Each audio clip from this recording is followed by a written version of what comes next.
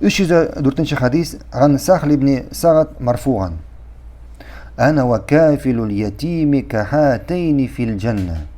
سهل بن سعد خبرته Peygamberimiz sallallahu aleyhi ve sellem aytgan: "Min de Peygamberimiz sallallahu aleyhi ve sellem iki parmağını ko'taradi.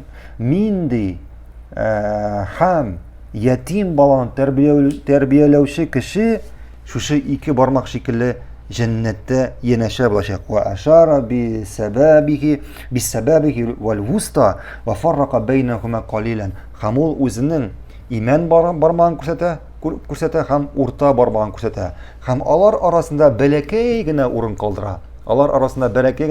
Shunga ko'ra kimda kim Alloh rizoligi uchun yetim bolani tarbiyalaykan, qiyomat kunida u payg'ambarimiz bilan jannatda birga bo'lacak.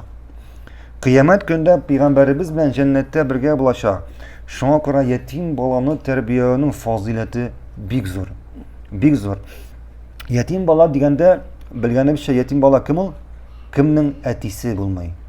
Atisi bo'lmagan bola yetim bola bo'lib sanala.